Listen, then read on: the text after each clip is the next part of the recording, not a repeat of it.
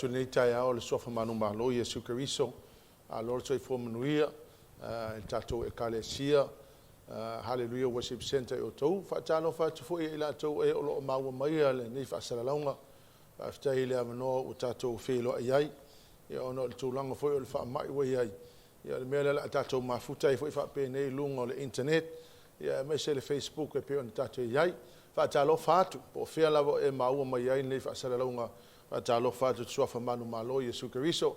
We'd like to welcome those that are with us on this broadcast.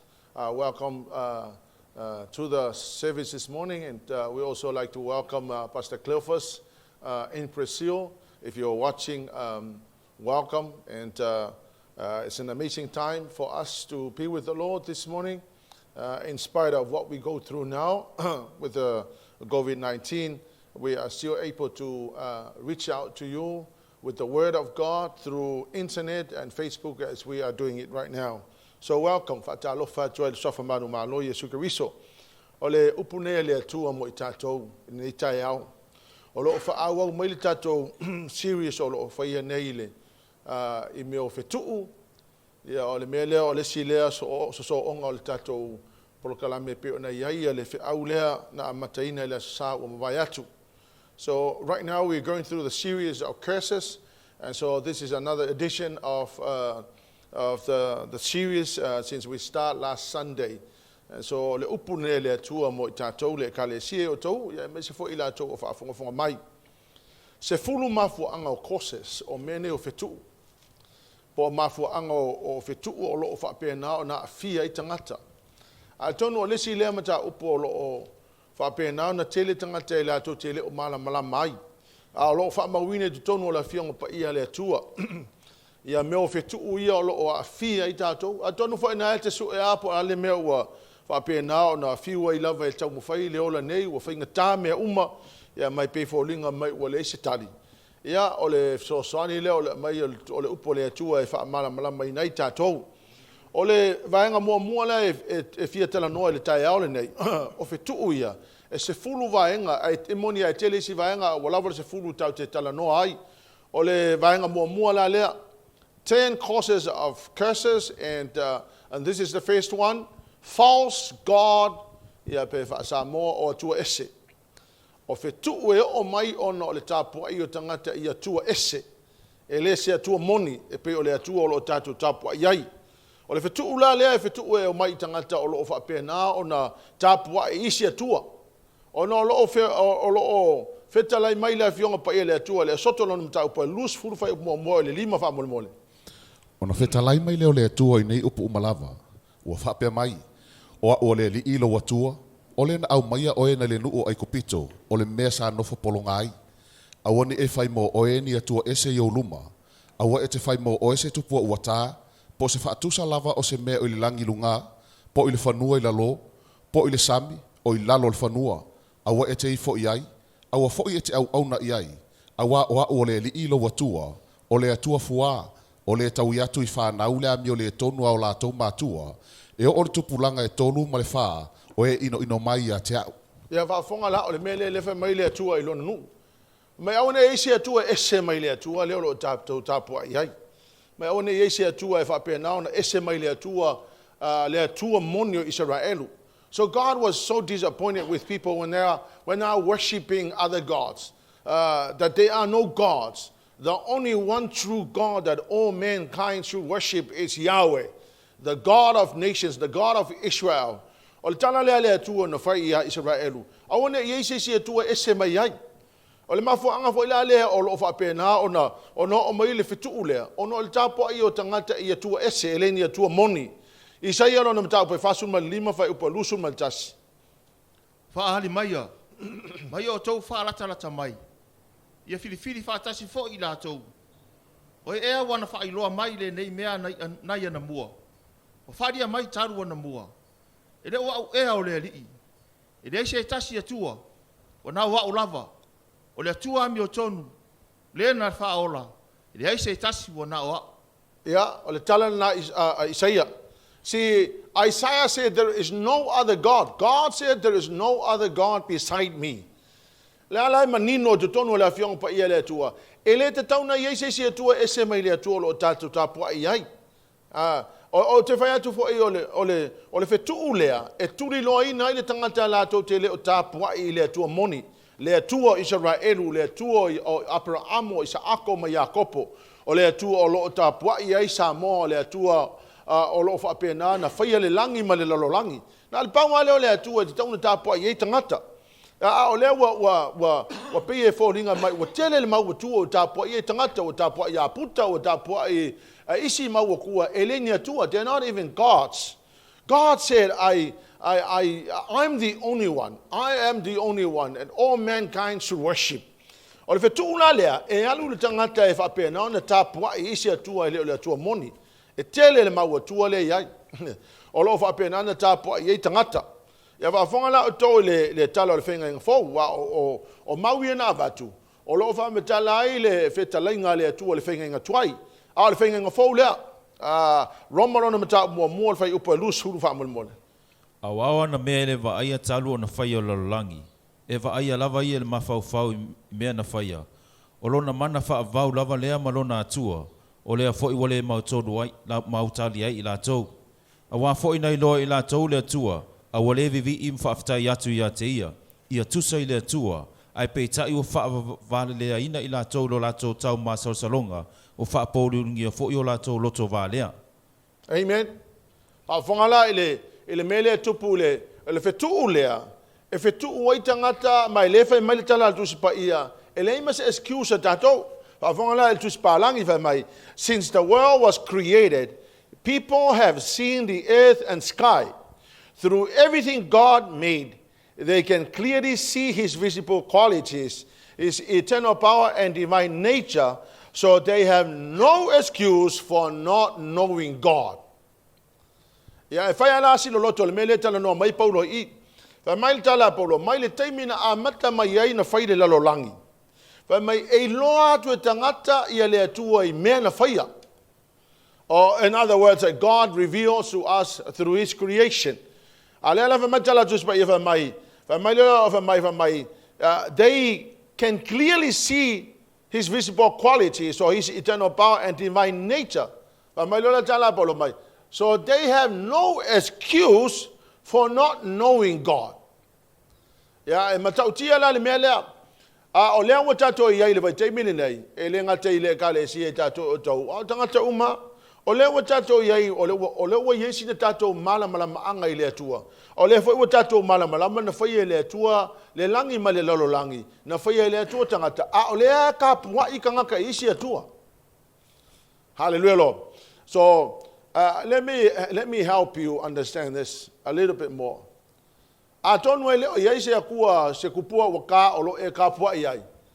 But o le nofuanga o le atua nasa te tauna i loto. Na ua nofo ai le taavale, na ua nofo ai le fale, na ua nofo ai me to tino, na ua nofo ai o loa wa e ta pua iai, a ua e le ta pua i le atua. O le mea le lefe metala tusi pa iha mai. E le ai se excuse tangata nei, they should know God by looking and observing all the creation and the things that God had already made. E le o iei lai tonga tatu whaika tonga tusi. Le salamo se fulma le iwa whai mua o le wha. Whai mai o loo whaale mai le atua i le lalolangi i mea na whaia. All the creation, so you look at the moon and the stars, you look at creation, you look at everything that has been created by God. And all those things speaks out. Langa le whai mai ele se leo. Ai whai mai o loo tala noa mai i le siaso, sei whai tau mai au mawa mwona. Ua tala mai le langi le mamalo le atua. Yes. Wala ua whaalia fo i le vani moni monga luenga o na au. Yeah. O lo tau atu le upo le tasi aso le tasi aso. Yes. O lo whailoa fo i le poto le tasi po le tasi po. Yes. Ele isinga ngana, ele ai fo i ni upu. Ele langona o latou leo. Yes. O atu lo latou leo le lalulangi umalava. Yes. Ma latou upu i turu inga o le atu laulau. Wana tu u iai le fale i e mo le la. O ia fo i e whaapei o se fatu awha i awa. Ua sau mai lo na feafe. E fia o ia e peos tangata fita e ta mo e le ala.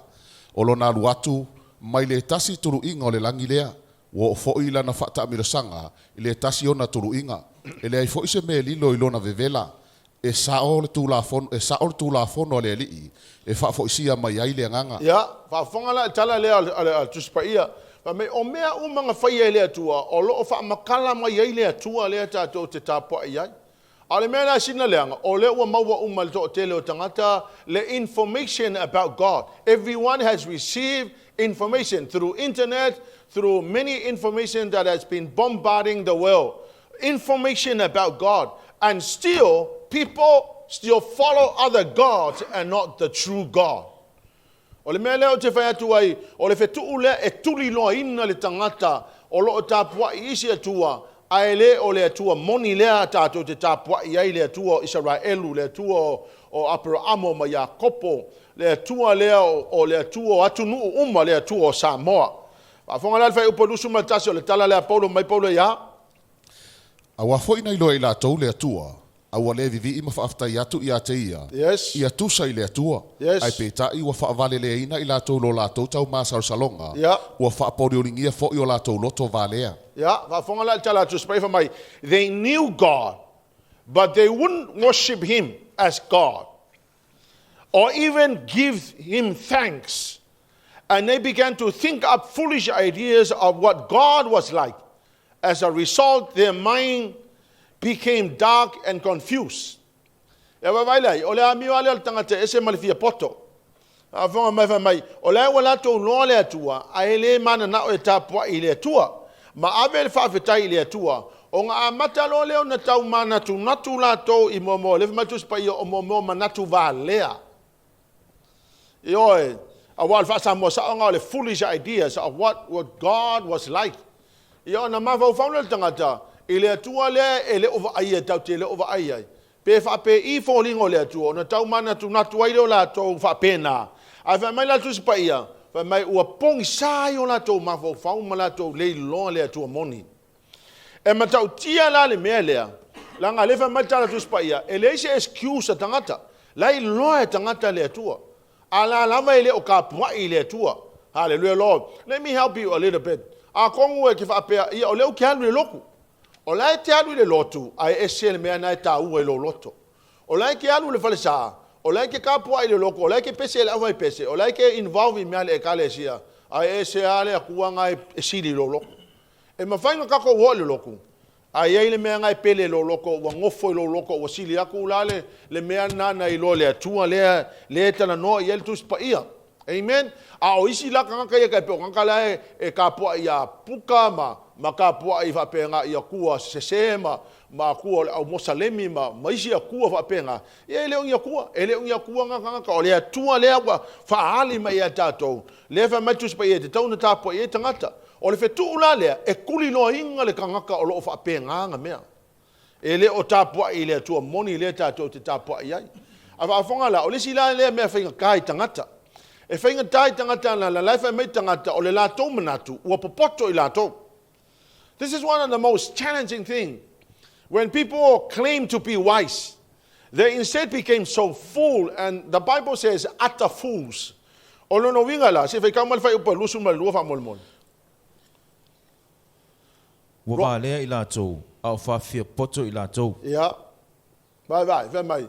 Wa vale la to au fa poto ele me lo fa poto yo a wala fa matu pa ia vale la to a la fi poko ele la mana na va pe o la to poto hallelujah lord fa u polusu mal to fa fonga la Wala tofu suia i fo ile mamalu le atua soifua pe lava ma le fatangata le tino le tangata i vale ma manu felelei ma manu vai fa ma mea fetolofi.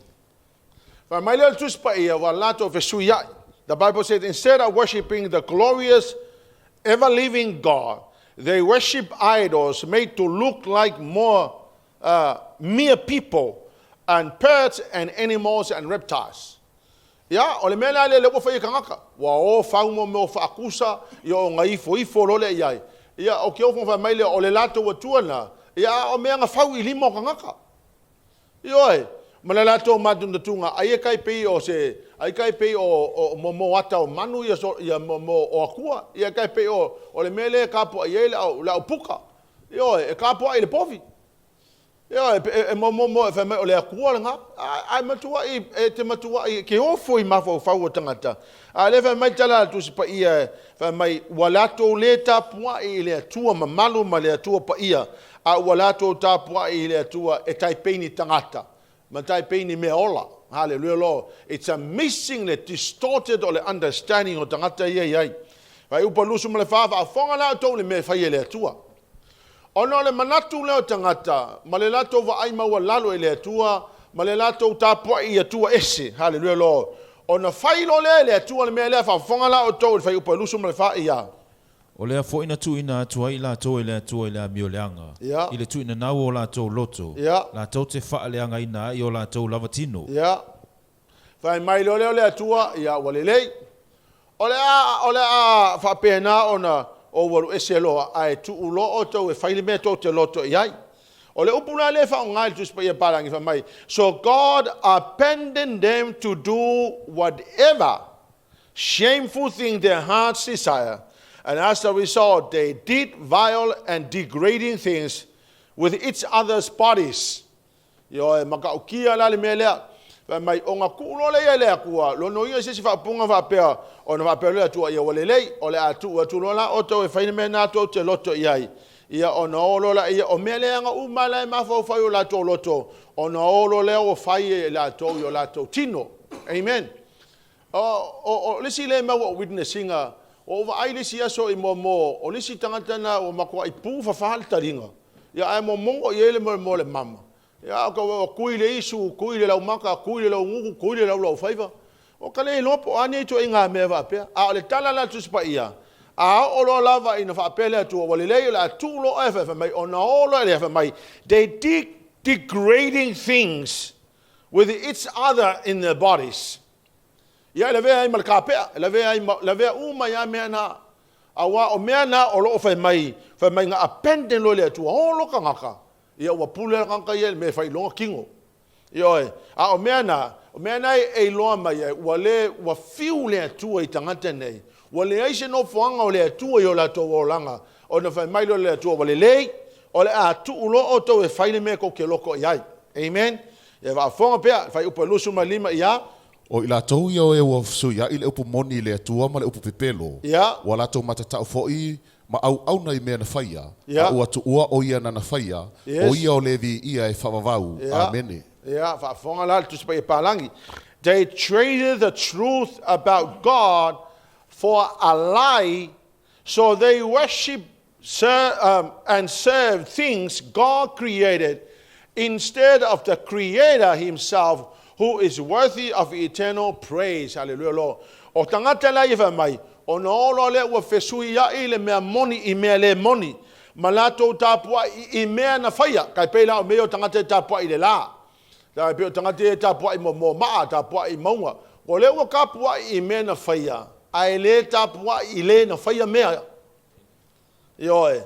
E matautia la, manatua la o tou. O le ua apenten le tua po lo nga ua tu la fo ina le tua, ua tu e le tua tangata le pule ala ia langa me whai.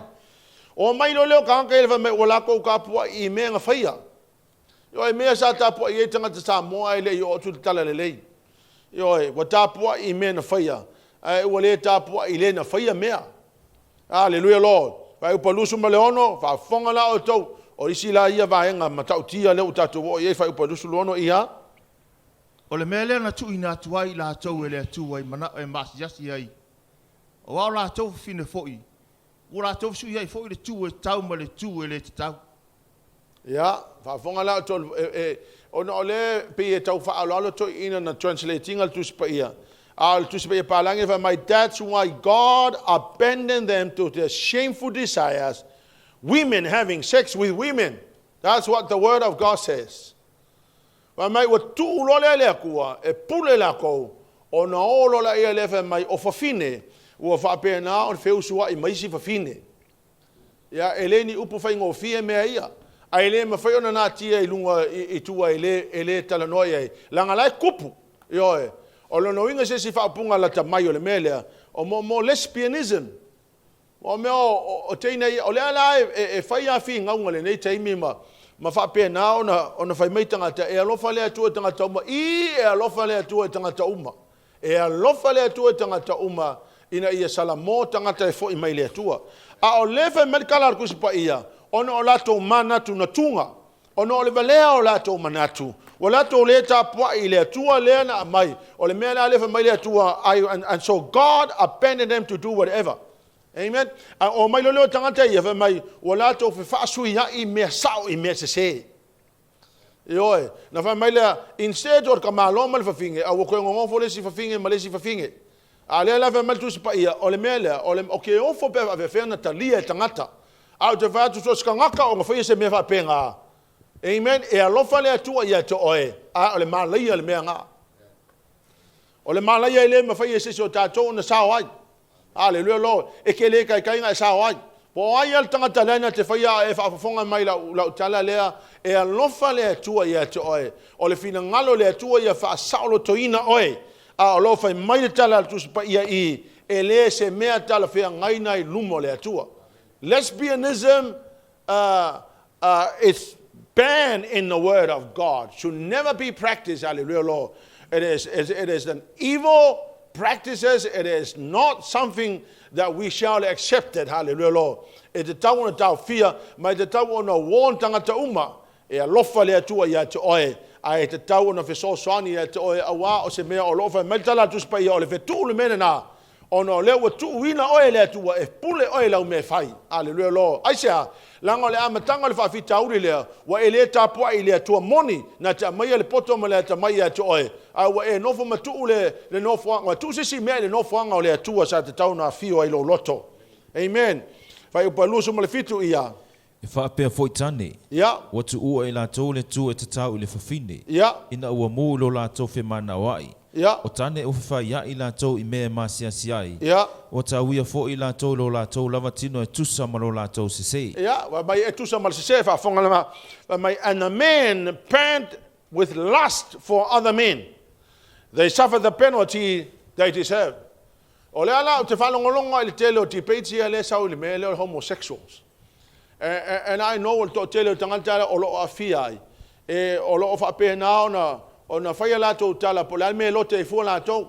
Ia ele ai o se fia loteino o tau. O le fia fisosoani a to tau. A wā le FETU'U le mena e te olai. E te oti ai. Ma e te lelo na whaino o I lo lai whaavavau. Anga lewe mai kala kusipa ia. O le tu e le tatau.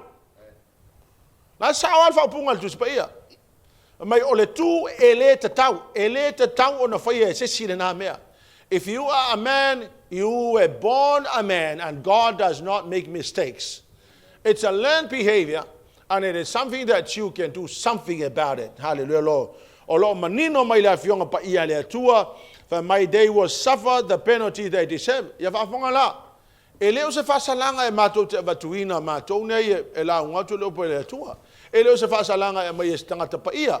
Lei o le whasalanga e mai e le atua ia I la tau o lo whaia le amio lea. A o lesi la mea o te le to e mai tau atu le mea lea. O no le tele o isi e kale e sia kerisiano. Wa la tau whauina FETU'U e no nofo le sita māloa ma le sita māloa. Hallelujah lo. A le kusi pa ia e saa le mea nga. O le FETU'U le mea nga. O ke nei lola pe fa fe ona fa tanga nei FETU'U e la to te e o mai ta la I tala le lei a o lo I mala I o le atua o wa le mala I le mele e le mafenga ngofo se ka malo ma se ka malo. Amen. If you are a man, you were created for the woman, not another man. Hallelujah, Lord. It is unnatural and it is not God's design. O le mea na o mea ngā kangaka lo fai le lalolangi. A o le si la mea o te ofo ai ma tau tia o te ofo I le mea lea. Wa approve isi makua la ko whangau o lo ola whapena. Ioe, wa pia e wala tau talia ina. Wa ai lisi interview nga, a mai whape ponga, lisi tamititi whawhawhine sa mua ma le pālang. A lau mai, oh, we support our son. Why you support our son to do the wrong thing? Read the Bible. Romans chapter 1. O lo manino mai ele fiong pa ele atua le fai upa lusu ma le fitu. O ko kele ala si kanga mai, oh, that's not what the Bible says. If we interpret the Bible, well, you know what? No matter what you do to try and twist the word of God says it is a shameful thing. Yoi, ele ese se mo fai na suia o fifa wi o te tilo nisi upo lo kamu fa translate ma interpret ku spa ia o le au ki kilo ka ia o le fa medical ku spa ia o le anga sala ma o se anga sala matu ia i lu mo le tu le me ngo fo le ska malo ma le ska malo. It is shameful for any man to marry another man. Yo te tauna na oso fa ia na mea yo kongo sa mo ka ki mo me fa finge. Ke le lope va fena a o le me le se me va pe tau te tu ma maina langa o le me o lo tala no ye tu se pa ia te tauna ta ofi mai te tauna fe so soani atuai ia va malulu atu a fe o ngau e fa longa mai o e se fa finge ia le wa va tu ia te o e lo fa yesu ia te sa o le o ko wa ngako fa mai lo fa le tu i tanga ta i e lo fa le tu ia te to a le ve me kala ku pa ia o le me le o le penalty, it's the penalty. Awa mafufu yo no mai mena to langa wa e kia ile atua wa ele tapwa ile atua. Hallelujah Lord. I know somebody who has lived a life of homosexuality. His name was Cy Rogers. Cy Rogers looked like a woman. If you have seen Cy Rogers, an amazing man, looked like a woman. But when Cy Rogers discovered God and gave his life to the Lord, and he brings God into his heart. Hallelujah, Lord. Cy Rogers turned around and said, the lifestyle I once lived was wrong. It was all that I was thinking about. Hallelujah, Lord. He got married and he's got amazing children and he's now serving God. Ya facilidades si Cy Rogers. If I'm a call le Cy Rogers le me na olai. Ele se me mo ile me na o le me na tupu ai lona loto. Hallelujah, Lord. Ole me vale ale o te fatu e ka kaunga o so fa ia le melea la ngai le o sta mai fa fita uli o lo me na ole tu e fio mai o ie pule lo loto o ie pule lo ainga o ie pule le kale sia o ie ngumele tasi e numele tasi le tu e le sisi e te tau e le sia tu e te tau na suitu langa ile tu e tatu o langa. Amen. Ava penga wo ngofo kupe kongo le ngofo anga le tu e ka kaunga ave ese a nga tupe ai le ole mena e tau no fo ai o le tu e tau na fio ai. Amen. Po le fale por ka vale po le lava le me e te tau na ave ese. Hallelujah Lord. O le tu e to tasi o ia le te tau na fio ile no fo anga e te tau ai. To tonu le lotu tonu le tangata to tonu le ainga po fe lava. In society God must take his rightful place. Hallelujah Lord. And he shall be worshipped by all people. Hallelujah Lord. O le vaenga lona lua lea, o kese sia, o FETU'U ia. O FETU'U ia o whapena, o na turi loa ina tangata whai a mio leanga.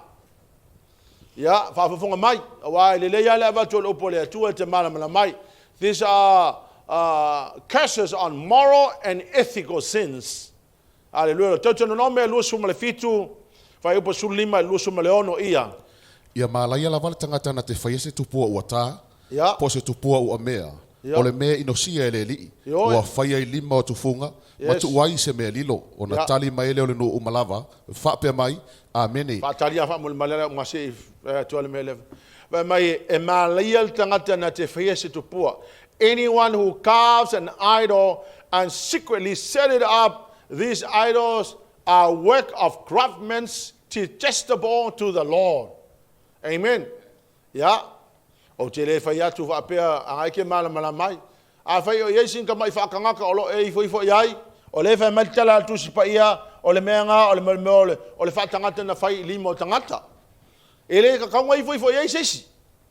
Ioe, o lo iai le atu o soifua e uine tatu le lo peke whaasanga i sifo peke whaasanga i se sae, ko kulu ia whaasanga i sifo whaasanga i se sae, o lo iai le atu e leo vai e mata o tangata, a o lo e tele tonu e lo loto, o le atu moni ana e te tauna tatu o tāpua iai. Ale mena lo wi foi le whakangaka o le whai maitala tu sipa ia o mena o lo whapena na ita ia ile atua. Ele mana o ile atua. Hallelujah lo. O mea nga whau i limo tangata ale ngiu kako ifo iai. Ole FETU'U lale e kuri no inga kanka whapenga.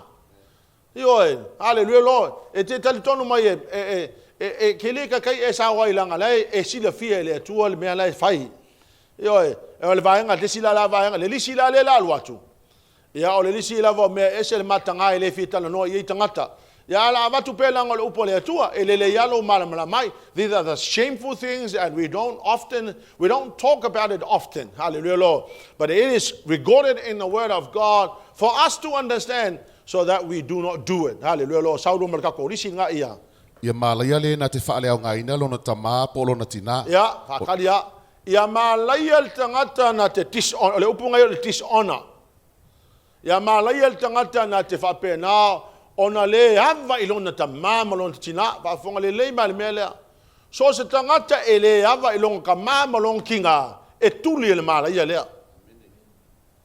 Whafonga mai ata maiti whamole mole. Ia outou i loa. So se ka ngaka ke tis ona inga ona mātua, e kuli loa inga le malaia lea. Ele saunga le multangata na te whapenana le ava i ona mātua. Aleluia loa. Ta maiti ia o tau loa ava i tau ta mama tau tina, tau tala ma le whaalo alo. E awane i whai atu le ta maa po le tina ia te oi, e oso mai ai. Wa nei vai temi, wo oro lava in kekeleo maso ma e malosi. Ia ona e eile lo mawhainga e challenge inga o mātua. Whafonga mai, o le tala lea tu sipai e kuri lo inga whafonga mai, curse is anyone who dishonors. Wa mai e malaia le kangaka ke le whaaloalo e lona ta mama lona tina. A Yesu ta mama so tina, a walamange e le whaaloalo iai. Ia e tautala ma le whaaloalo, ia e loa le vāwhea loa e pese selo ka mā pese selo ki ngā, o le tala le tuspaia e malaia le kangaka ke le whaaloalo i ona mātua. Sau le sili mea nei e. Ia malaia le na te si tua oi o le la te tua oi. Ioe. Ia malaia le tangata si tua oi. Ioe. Ia o le mea la lea sa tupu i nei wae, wa umanga i kula fonga e whakulanga inga meo kua oi. Au sa moala, o le mea le whamasingonga lai whai. Ioe, mea le kawa i misa ia, ia wo a inga whasiotia e lisi. O mo tua oi, ai whai mai. Ai wha pēr e le o soufangua au e ngofu masir kua oi, whafonga mai e lo maua mai nei whasara launga. Wha mai tala tusipa ia e malaia oi. Bo le ala malalo malol whamasingonga, wa e malol whamasingonga se awala le te tau. O no whatu leo le tala tusipa ia e ke le manguia. E le manguia o e le manguia lau whanga mai. E malaia tangata na te whaia le mea na. Ia saulesi mea na ia. Ia malaia le na te whaasise ina le tau aso le ala. Ioe. Mai e malaia kanga ke whaasise inga le kau aso le ala. Ia por kawaso pula por kawaso e malaia le tangata na te whaasise ina. Io e wai eisi kanga ka o lai pula mai ama ka kawaso o le malama le kelo mele. Io wai alu whaasise ma ka se inga ka o le mea ka kawaso. Io e leve maltala tu sipa ia malaia le tangata na te whaia le mea na. Ia saule silisi. Ia malaia le na te whaapio ina le whaamasinonga i le tangata ese. Ma le uau matua. Mai whawhine ua oti lana tani. Ia, whai mai whawhonga, o mea ia ese le kāua i le atua. Whai mai ia malaia le tangata na te whaapio ina le whaamasinonga mō tangata ese. Ia e, wai o le atua, e pele ia i le atua tangata ese.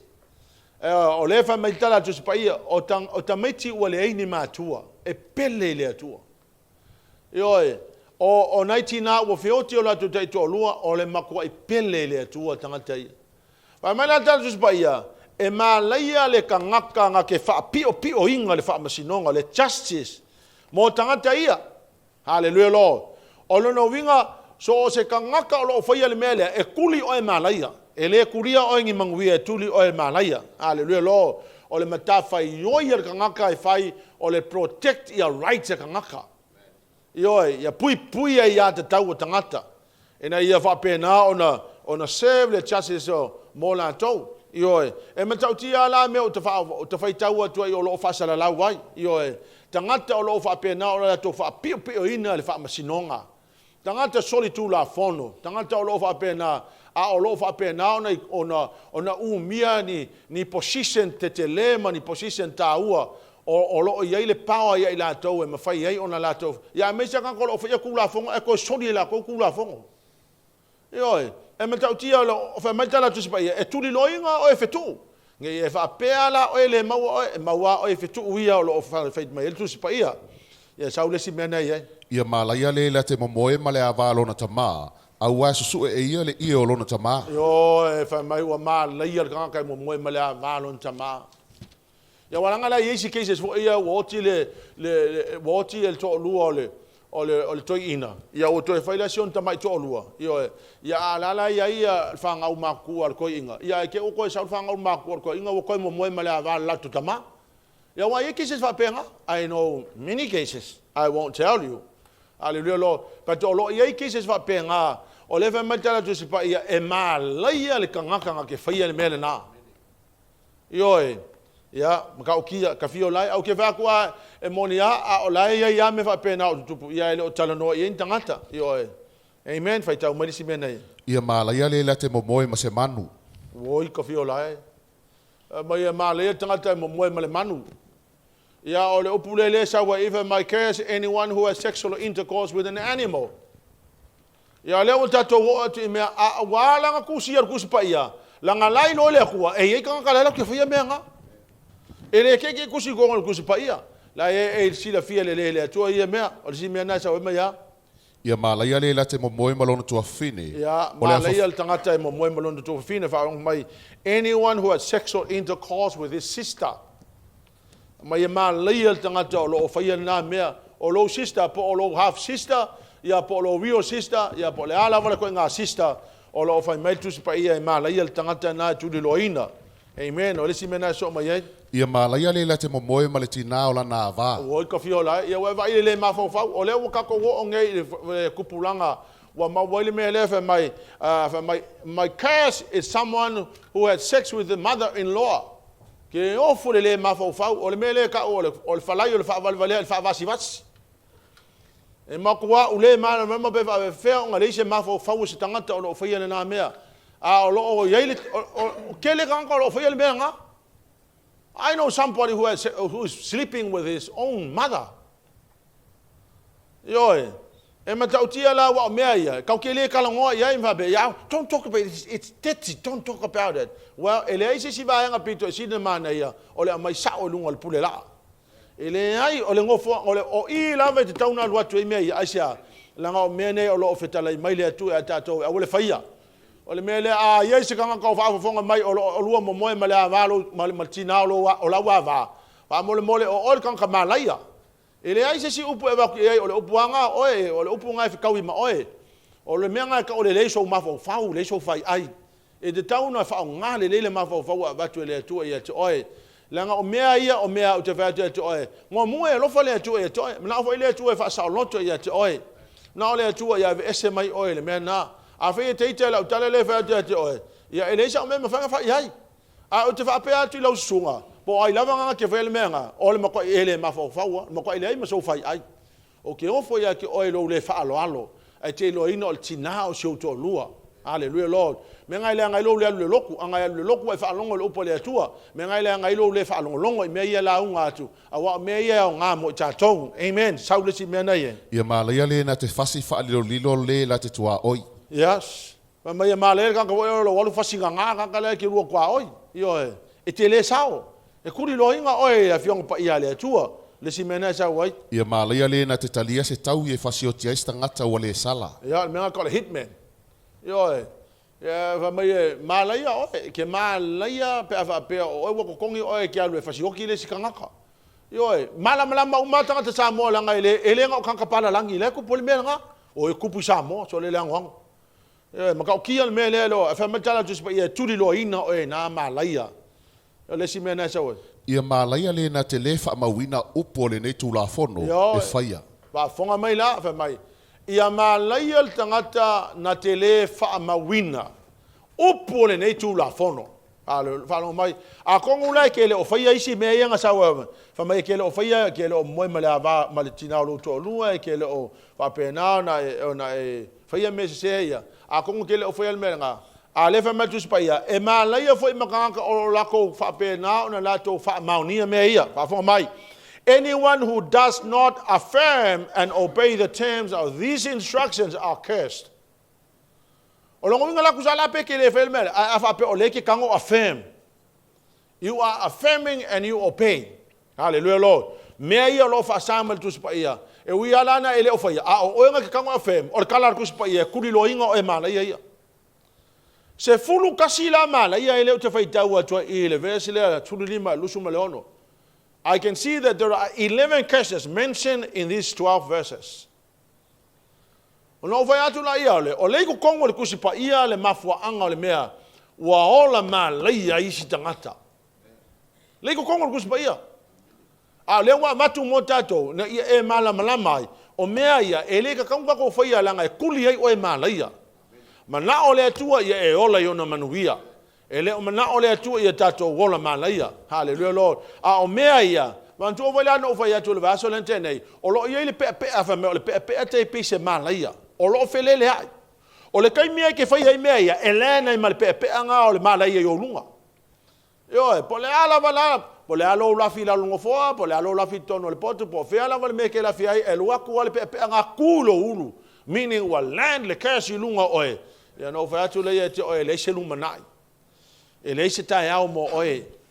That's the end of your life. Anga lewa, o le au mai el tusi pa ia mea ia tātou, e le ka kaunga ko whaia, e te tauna tātou alo e se hai. Bau e whaafafonga mai le nei aso, hallelujah Lord. O le vaenga lona tolu, curse when you put your trust on humans. Curse when you put your trust on human beings. E FETU'Uina le tangata na te tu'uina o lona wha moenga i se tangata ola.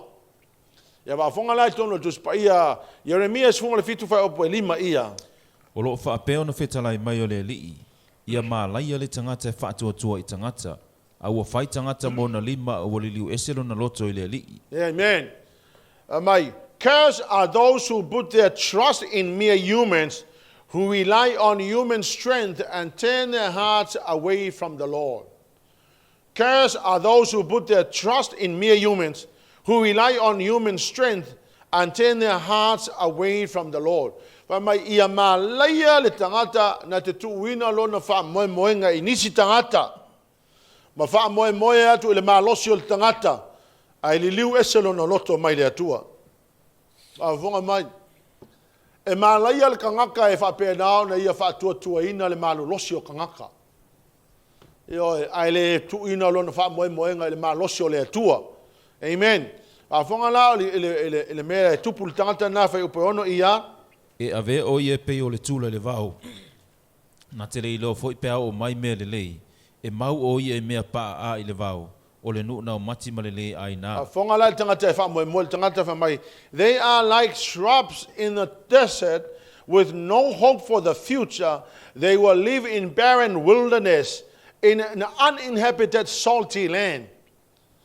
Whoever is trusting the strength of human beings, the Bible says there is no future for you. You will live in a desert, you will live in a barren wilderness, and you will dwell on an uninhabited salty land. And a salty land is a land where you cannot grow anything on it. O le ala whamai kala kuspaia, e maa laia le kangaka e wha moe moe le maa losi o lesi kangaka. Hallelujah, Lord. E malaia. O te vatu awa pea ngai ke wha moe moe le malosi o lisi tangata o te vatu e malaia. O le kala le kusi pa ia e ka kaunga kako wha moe moe le atua. Ia o lo iai la le tala le kusi pa ia le la o sea atua i wha moe moe le lua Samuelu e lua suma le wha. Whai upo e lua suma le fitu. La whai tau ma mai pea langa e se le mana i o le tala lea. Lua Samuelu e lua suma le wha. Whai upo e lua e o suma le fitu. O lo iai le tala. O le tala lea o le tala ia ta vita. Wana ia wha moe moe le malosi o le ami. Ma wha pēa mai ai o ia e whai tau leo wha ingo tangata tau. Whai kau mai la wha mole mole ia. O whai ane le tupo i apo le pule i au sa ia te ia. E whaerua i tu ai ngā umo Israelu. E pau mai tanu, e pau mai Persepa. O whai tau le nuu ina ua o loa e a tō le nuu. O whai mai i apo i le tupo. Ia whaapopo ina le li i lobo tua le nuu. E tusa mai la tau lava ia, e taito o sa serau. Ma ia sila sila ia i fofonga o le ri i tupu. Ai pe tai, po le ale mea wa e whina ngalo ai lo o ri i tupu. Le nei mea. Ua tuu whaia ina i o apo ma e pule i au e wha, i whetalainga le tupu. O nā luatu leo i o apo ma e pule i au na i luma le tupu, e whai tau le nuu o Israelu.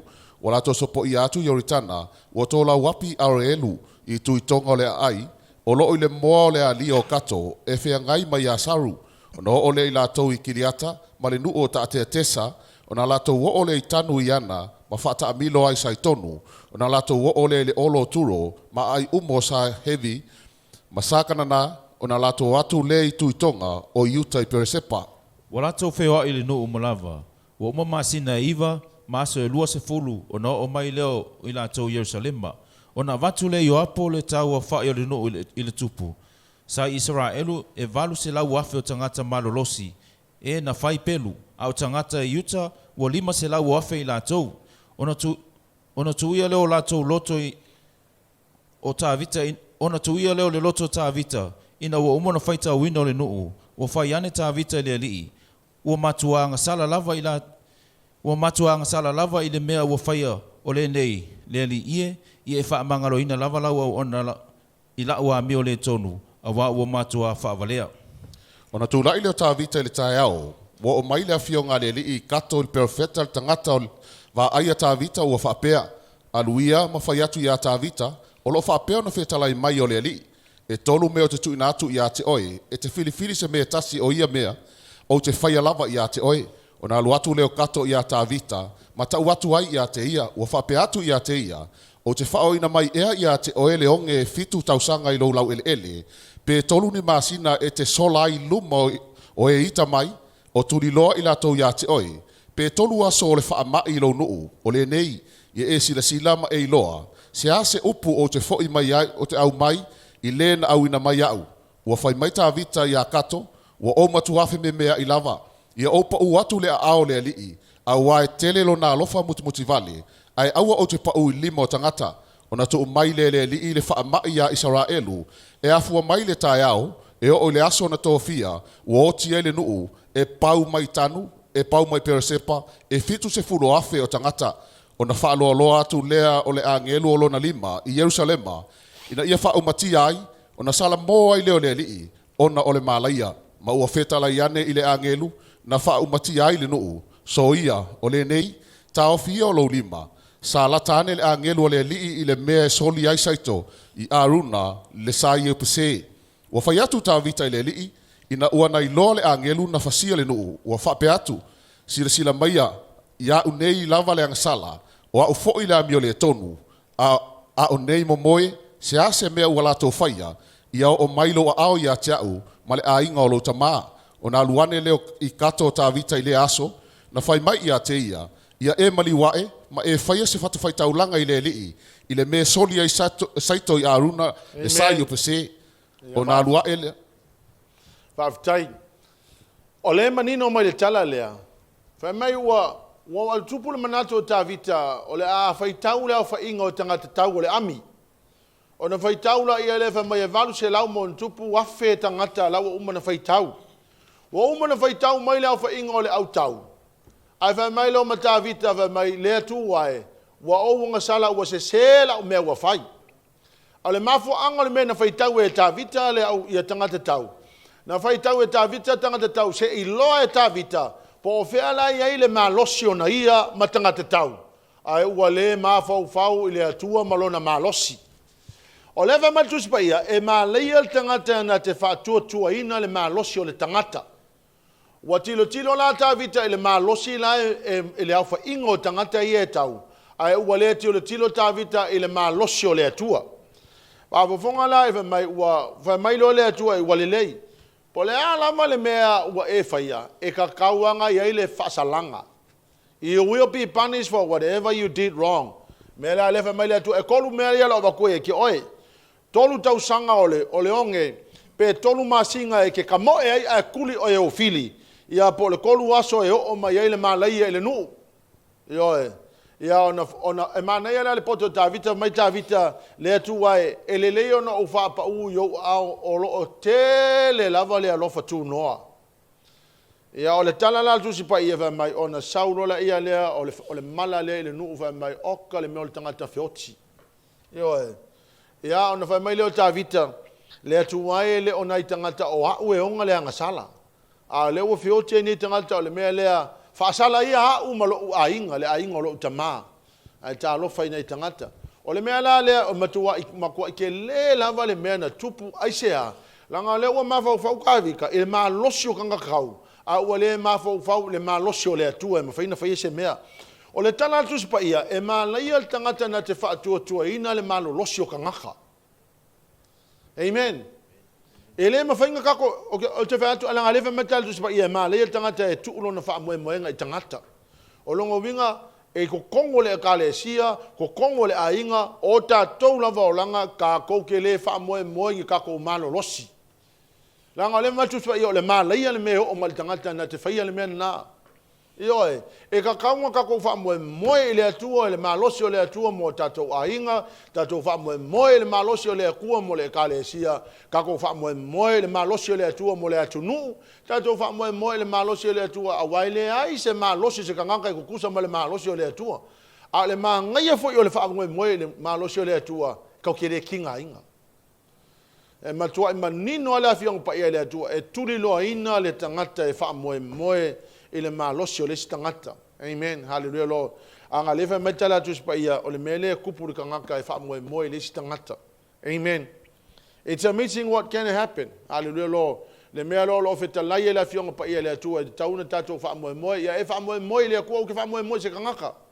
Ia e wha moe moe i le atua ma le mea e mawhai o na whaia i le atua. Hallelujah lo. O le si le FETU'U na tele ai si vaenga o lo whapena na whetanoa ia. O isi e FETU'U, o le FETU'U la lea. O le FETU'U lea o lo ta ua le fiong pa ia le atua. O le FETU'U e le mo le tangata na te nauia tupe le atua. Ia, whamu le mo le lava la le au masa i whaitau mai ale malaki e tolu whai upa e walu. Pe whaoa e tangata mea le atua. A o tau. O tau whaoa o mea. A o tau whai mai.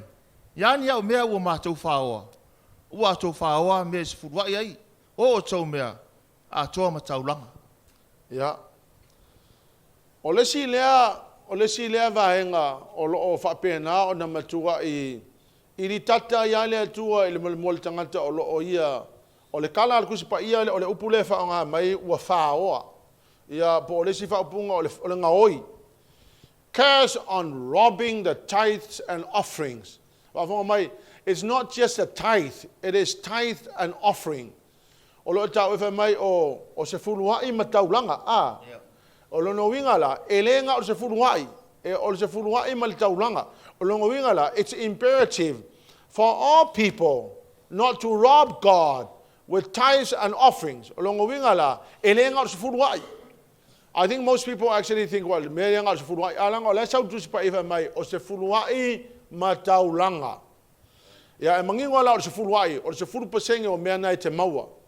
A o lai sawi o longo winga e iei male kaulanga, o lewa ngā ui fo e kākou, le se fuluai male kaulanga, vai lenga o se fuluai mea ngai kā ua ngā.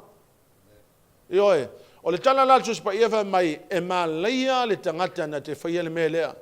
Ioe, na te ngā uia le tupe te tauna ave lea tu, o lono winga la. Po le a lava le si whaupunga e whai ai, o le mangingo mai le fiong pa ia le atua, o le ngā oi ma le whao mea. I mea tō tino le atua, pe a le whai lau se furuai, ma whai ma lau taulanga i le atua. Ia kongu lai whapea kanka, you're asking for money. A kau ke whalongo wala i mea lau i le lololangi. Whamai, the church is getting all the money and all that. Well, you know what, kanka i le mama le mea lea. A le principal lea o lo te tala i le atua le langi. Ia wafonga la o tō le mea, le no whatu FETU'U langa, ngai sau whai upa iwa, ia. Ua matua whaafanoina o tō. Yes. O le nuu malava. Yes. A wā ua tō whaoa o mea. Ma longo la o tō i upu wha sa moia wha o ngā mai. Mai ia, ua matuai. Ua matua whaafanoina o tō. Ua matua whaafanoina. E leo singa mai whaafanoina o le matua whaafanoina. Ioe. Mai ua matua whaafanoina se whaikau ako malives. Ua matua whaafanoina o tō. O le nuu malava. A wā ua tō whaoa o mea. Ioe. Ua matua whaafanoina o tō le nuu malava. A wā ua o tō whaoa o mea. Oka, makau kia. O ke le iloa, e le le alo walu ngā oile sika ngaka, ai awangi e ngā oia le akua. You can probably rob anyone else, but don't rob God. God, the things that belongs to God. Whafonga mai, let me repeat myself. It is not just a tithe, it is tithes and offering. Ioe, o mea ia o loo whapena ana whai mai le atua, o le mea le o matua whaafanoina ai. Make no mistake, hallelujah, Lord, if you're struggling financially, it may well be.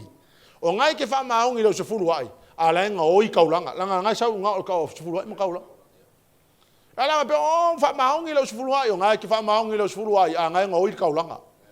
O le mea lea, o whamaita lau se fuluai, o le mea lea ua matua whaafanoina ai o tō. Ava fonga la o ko le manga yo le mea lai a mai le atua. Ole mana onga fo yo le atua. Ele fa pea ole awa le sitanga te ala na le fa mauni mena. La nga we fa mo ole mea le nga e fa ka wo ko fa la wa ka ya. Yo e. A le fa la me la vela. Ele se me ya ile manatuna. Ya ma wisi kanga ka ve mai ia.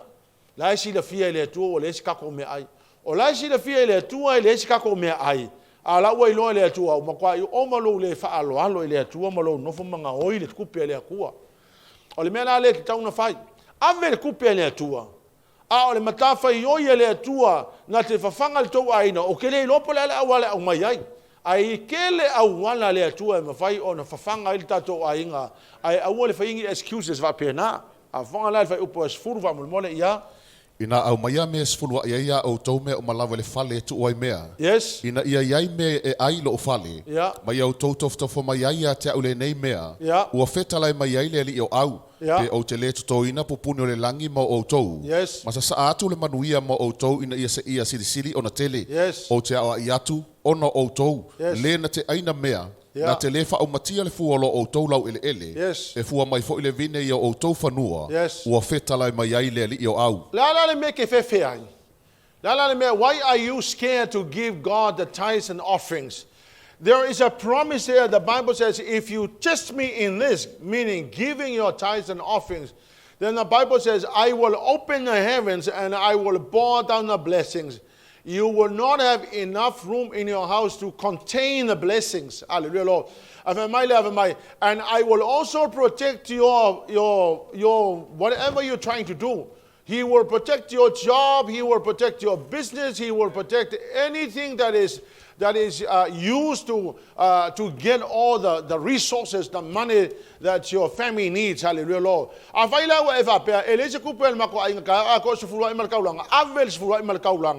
Lord.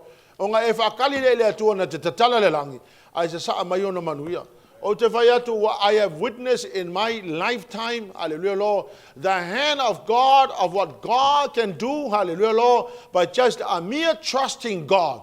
Giving God what belongs to God. Hallelujah, Lord. I have seen the hand of God, and I have seen Him open the heavens, and I have seen Him pour down the blessings on us. Ole kele lau mea, o lo kofo mai ka kou ele akua. But o whene mea mawhainga trusting. If you can trust God, and not the money that you have, le se furua ingai, inge ke ua avelo Fatu tuanga I lau kaulanga, ma lau se furua ingai ai. Wa pe ole paunga le mea ke ola I kai au. Awa ele wha moe ele akua le ai. Ave ile atua le mea pilong ile atua. Ai wha akari le ile atua. Wa kungai fo langa ko wa aingi wa venga. Wa tuaina e wa aise wa venga mata utia wa au mai ile atua, tatala ile atua le langi. Langa ngai ke le iusika ia ile vaenga langa. E ke usika I lo lava ile se fulua I male taulanga. Yo e. Wa te lo le la ufasa o atu le mele langa le merkus pa ia I. Wa te lan tal no tau ole. Ya o se fulua ile ska ko me fa ia al taulanga pulei o ele pulei o kaulang anga le tau o se fulua I mal kaulang. E longo winga la o le ke le la fa fa mai la o se fulua I. O le mea na ia ave le atu tala le atu le langi fa manui ai o. O le taulanga le ala tala no ia tu spa ia. The measure you use is the measure you get back. Amen. O le kaulanga la fa ia le winga ngal fetelenga so o le taulanga o le meisha ke meisha inga ila kaulanga e ko e meisha mai o le sefulu ai o le me patino ana ia ave le atua a fonga mai o le sefulu ai la lenga e ka kala le atua le langi a sa mai ona manuia e toi a manuia la le atua le lava poko ko fale e ke wai a le taulanga la le fa mai yesu e meisha o le kaulanga e ko e meisha mai la ia amen wa ke loinga la o me ana ta fa sinu numi la titia o le fa mamlanga sa o le mele o le sefulu ai ka kala le akua le langi o le meisha inga o le kaulanga meisha o le kaulanga ile atua e ko e meisha mai ai a vers fulsenge ko sa fulsenge a o se fuluai e ka kala ile akua le langi e sa mai onga manguia amen o kala se me manga ia ka kala le langi se sa mai manguia ko e meisha ko male mekele e ko e meisha mai male si mekele o le ka kala le langi onga o le fainga se fuluai male meisha inga ile akua le mele ke meisha inga ile akua le kaulanga ya nga fa kule ke le lo alo mo manguia o le atua. You see, people need to understand that tithings It's a must. There is no alternative. There's no option. We must give God our tithings. Hallelujah, Lord. There, the Lord said, promised that He will open the heavens and pour down the blessing. We don't have enough room to contain all the blessings. Hallelujah, Lord. But then when it comes to offering, the measure you use is the measure you will get back. So, tele lola po wangalanga kele au sasaka kwa ngwangu ngumbiali menga iya mana malama le mene. Hallelujah, Lord. Tithings open the heavens and pour down the blessing. Not enough room to contain the blessing. But ole offering la is the measure you give is the measure you will get. Hallelujah, Lord. Ya o mea la ia. Ya male no ano wa lela to fa awau le sosale. Ya le topic la le. There's a lot more to talk about. But our prayers and my prayers is for you to be released. You don't have to live under the curses. God has opened the door and He has sent His Son Jesus Christ to die on a cross to take away all the curses, hallelujah, Lord, that people shall be blessed. Because it is never the intention of God to curse people. Hallelujah, Lord. Le mai tu olo le pe alea o le kai mia ka ke fai ai mea ia pe nga fa sa ma ku spa ia elena i mare ke sile ia ki oe ia na va aila ia le i mala ia fa pe na fa ina il tato ai ia la ingo le tu ia o le vaenga le o le ata tu to atu fo ile si isi ona vaenga o le FETU'U mo le aso nei fa manuia le tu ia to e mala fa fonga o ai fo i lo fa pe na ona pa ia tu ele nei upu po ni mea fo ia ele ai ele o se manatu fa pe fa sala ele o se manatu fa sala atu ia tu oto ele o se manatu wa ka ko kanga ka vai vai kanga ka leanga uma hallelujah Lord ale o onga tu spa ia le mota to uma au mai le tu e fa nume le tasi o tato o langa. Let God be the number one in our lives, not just by words but just by actions too. Hallelujah Lord. Ke lo inga o le no fuanga I te tau na fiu ile to when it comes to your money, God must be number one. When it comes to your time, God must be number one. When it comes to your resources, God must always be number one. When it comes to your love, God must be number one. Hallelujah, Lord. Pa pe naona a lofang ia le atua.